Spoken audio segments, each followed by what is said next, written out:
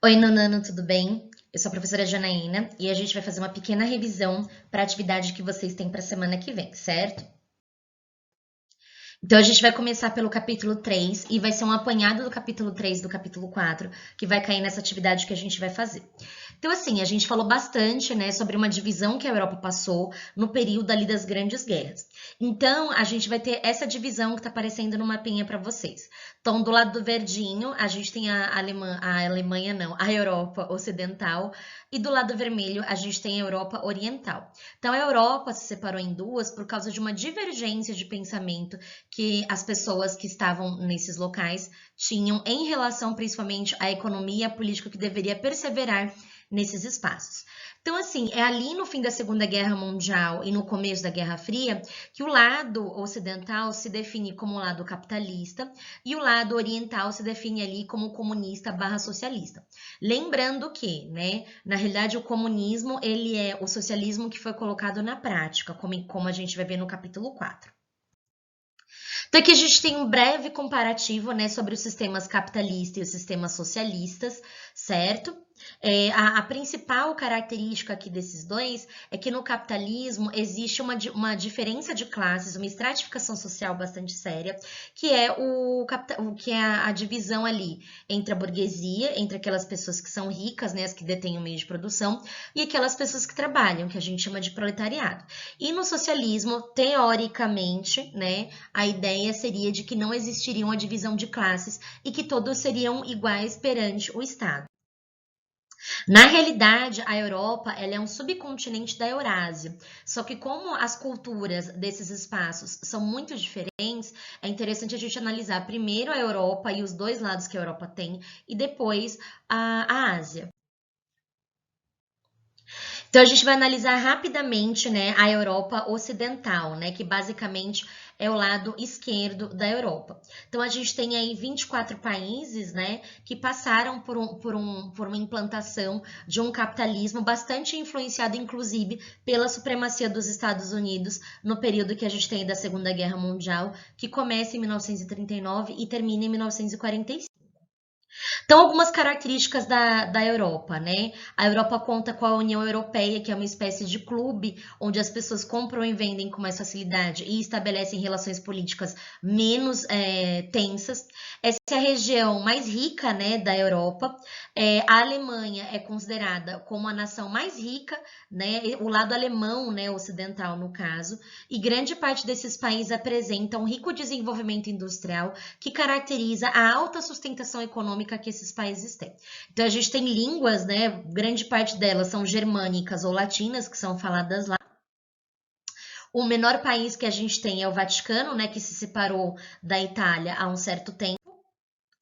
Agora a gente tem a Europa Oriental, né? Então agora a gente tem o lado direito da Europa, que é o lado que aderiu ao capitalismo capitalismo não, ao socialismo barra comunismo, nesse período que a gente considera aí como a passagem do fim da Segunda Guerra Mundial para a Guerra Fria. Então, o que vai acontecer? No século XX, a gente vai ter um império lá muito grande, que vai ser o Império Austro-Húngaro, e vai ser com a derrota da Alemanha, derrota da Segunda Guerra Mundial, que vai começar a surgir o processo de independência, inclusive de alguns países, né? E a formação que a gente tem da União Soviética. Então a gente tem o lado oriental da Europa, percebam que o maior país aí é a Rússia, e é por conta da anexação da Rússia em relação a outros países que vai surgir o que a gente chama como União Soviética, que só vai terminar, né, lá em 1990. Agora a gente vai falar rapidinho sobre o capítulo 4, né?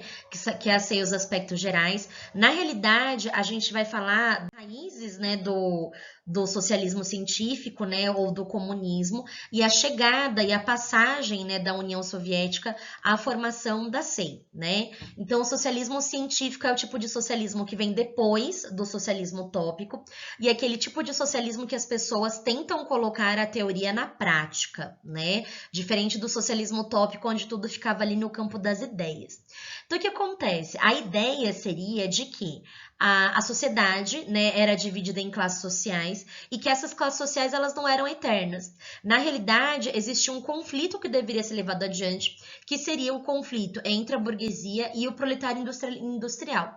Então, a ideia do socialismo científico seria um conflito de classes, né, que a gente chama de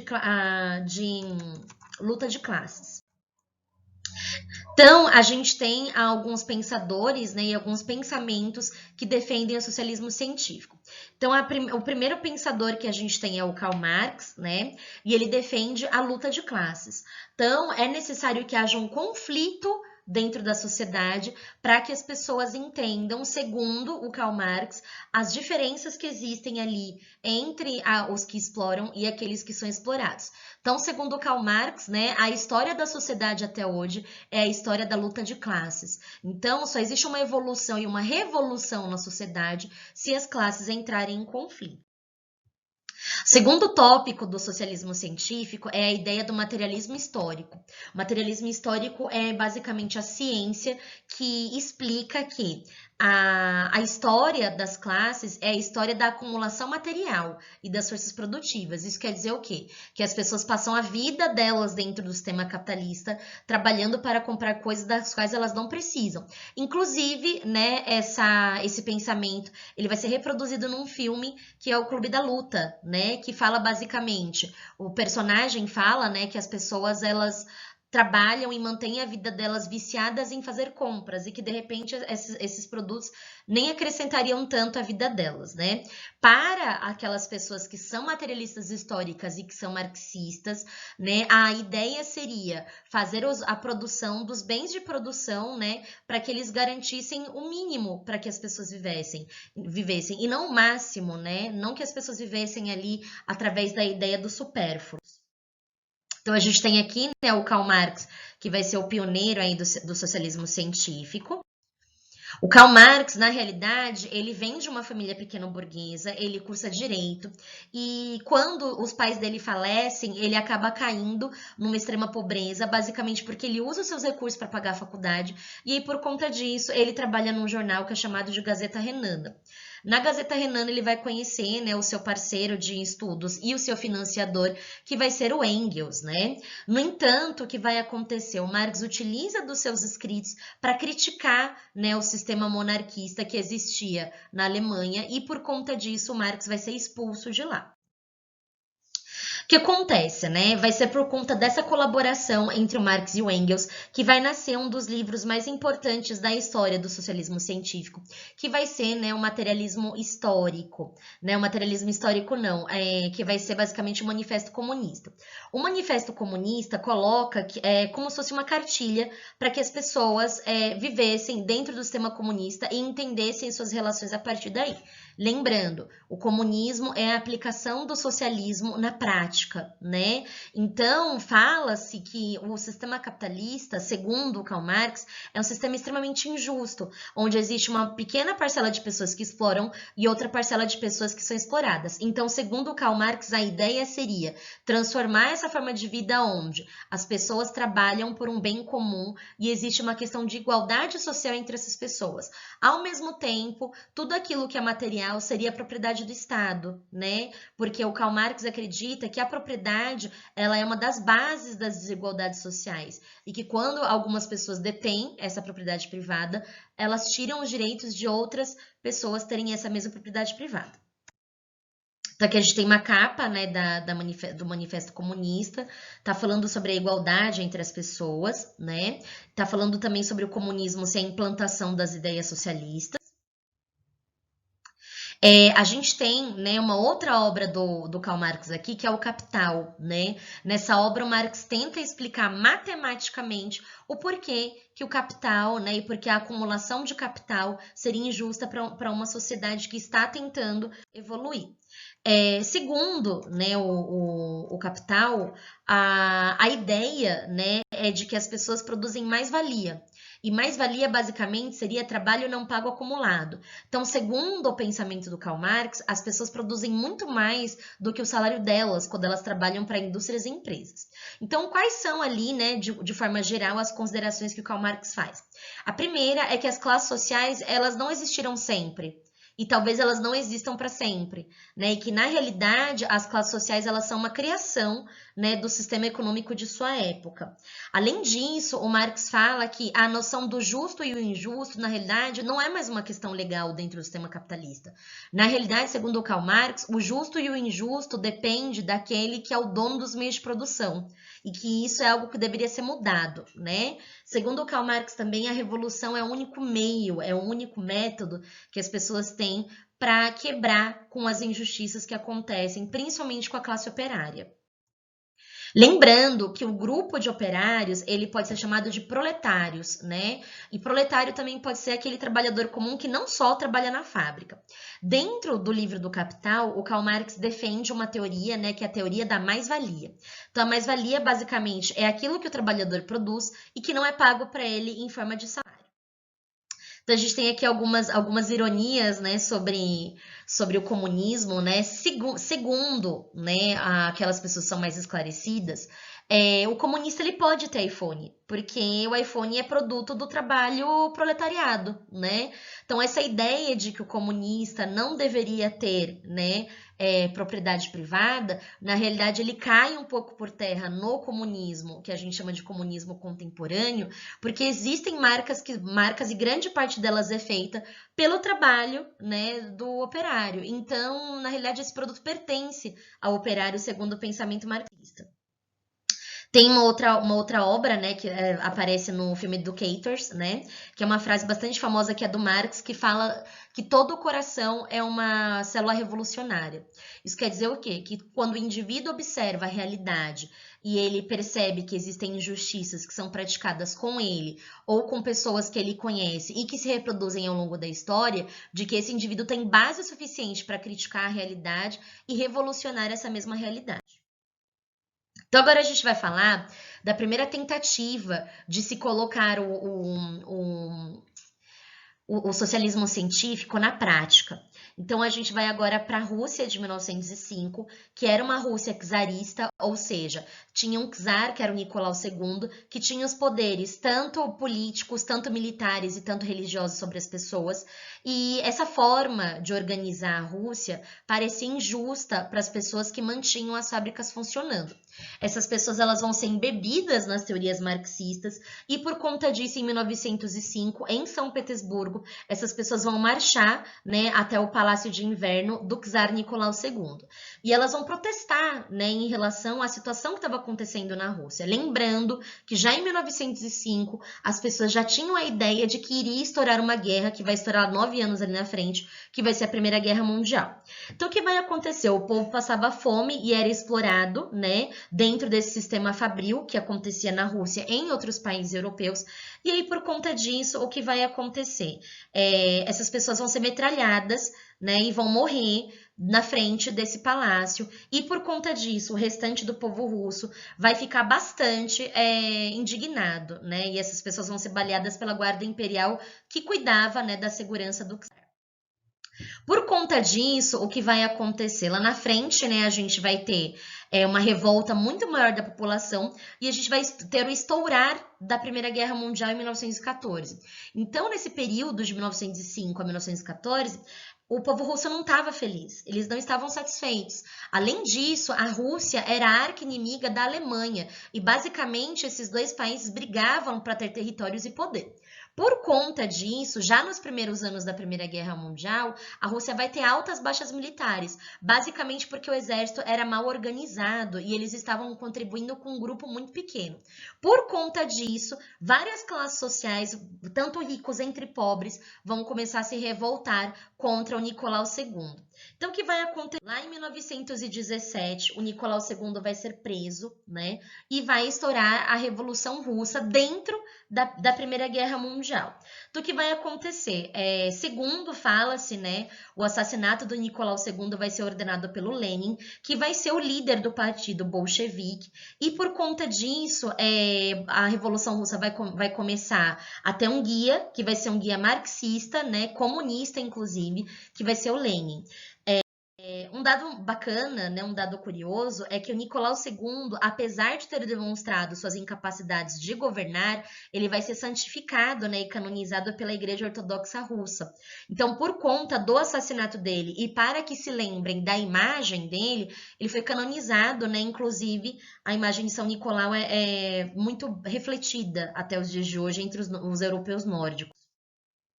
Com isso, o que vai acontecer? A partir do momento que o Lenin entra, né, na Revolução Russa, manda supostamente matar ali o Nicolau, ele basicamente vai liderar a classe operária e vai estabelecer o que a gente chama de governo radical. Então, na realidade, o socialismo aqui, ele entra como uma lei e ordem, né? Então, agora a Rússia é socialista. Então, todas as empresas que eram privadas, inclusive empresas que eram multinacionais, vão ser estatizadas. Isso quer dizer o quê? Que agora, na Rússia de 1917, basicamente, tudo é propriedade do Estado. Então, bancos, meios de transporte, empresas nacionais e internacionais, investimentos estrangeiros, tudo agora vai ser de propriedade do Estado russo. E agora todos os russos serão igualados e serão vistos todos como cidadãos que deverão trabalhar em prol do bem, né, do futuro da Rússia. Então aqui a gente tem o bolchevismo, né? O bolchevismo é uma prática política, né, que pertence ao partido bolchevique, onde as pessoas que se filiam a esse partido praticam basicamente ou tentam praticar tudo aquilo que foi escrito pelo Marx. Então, basicamente, aquele indivíduo que é do partido bolchevique, ele claramente está posicionado na função da esquerda. Qual vai ser o resultado, né? A Rússia não tinha condições de ter uma revolução dentro dela e por fora tá praticando e entrando aí numa guerra. Então vai ser em 1918 que a Rússia sai da Primeira Guerra Mundial para cuidar dos seus conflitos internos e vai ser por conta disso que a Primeira Guerra Mundial vai acabar, né? Porque um dos seus componentes ali sai, né, sem mais nem menos, na visão ali de quem estava envolvido na Primeira Guerra Mundial, né? Daí o que vai acontecer? Vão surgir alguns acordos, né? Onde a Rússia vai ter que aceitar a independência de alguns países que vão começar a trabalhar ali para sua reestruturação, que vai ser o caso da Finlândia, da Lituânia, da Letônia, da Ucrânia e assim por diante. Então, a Rússia começa a perder, né, a sua influência sobre alguns países, né? Por conta disso, a alta classe burguesa vai começar a se incomodar muito com a forma de governo que está acontecendo dentro da Rússia. Então, né, a burguesia vai começar a se organizar para derrubar o governo socialista. De 1917 a 1921, vai se organizar o que a gente chama de Exército Vermelho. E vários países vão ser anexados à Rússia para formar a União Soviética lá na frente, em 1922, né? Então, basicamente, a União Soviética vai se formar por livre e espancada vontade e também por conta da grande influência que o Exército Vermelho tinha. Em 1928, né, a gente tem uma mudança aí do líder da União Soviética e a gente vai ter a entrada do Stalin, né, do Joseph Stalin. E o Stalin, ele vai criar a Gosplan. A Gosplan era um plano, né, que o Estado tinha para organizar, através da criação dos planos quinquenais, todos os setores produtivos da União Soviética. Então, vai ser a partir daí, né, que o desenvolvimento vai se tornar uma ditadura dentro do seio da União Soviética. O que vai acontecer, né? Mesmo com esses planos de levar a economia da União Soviética para frente, ela vai entrar em crise lá em 1991. Quais serão os motivos, né? Primeiro, a incapacidade de levar a tecnologia à frente, que era basicamente a tecnologia que o Ocidente defendia muito. Além disso, essas reformas que foram instaladas pelo Lenin e pelo Stalin, elas são mal conduzidas, então elas fracassam. A ideia da União Soviética ser autossuficiente não dá certo. E é por isso que em 1921 a União Soviética acaba e cerca de 11 países aí que foram anexados ao território da Rússia, eles vão começar a se separar. E eles vão começar a basicamente buscar uma forma de tirarem o atraso econômico que eles tiveram por conta do socialismo/comunismo. Então é por isso que esses países hoje, eles vão ser vistos aí, né, como os países, uma parte desses países que integram a CEI, né? Então a CEI basicamente é uma parte desses países, ex-União Soviética, que compõem basicamente, né, a CEI hoje. Então essa é a história, né, o processo pelos quais esses países passaram para formar a CEI e a OTAN hoje, né? E basicamente utilizarem, inclusive em grande parte das suas zonas econômicas, o euro. Certo, gente? É isso, gente. Acabamos, certo? Em caso de dúvidas, falem comigo no Agenda Edu. Boa aula, boa semana para vocês.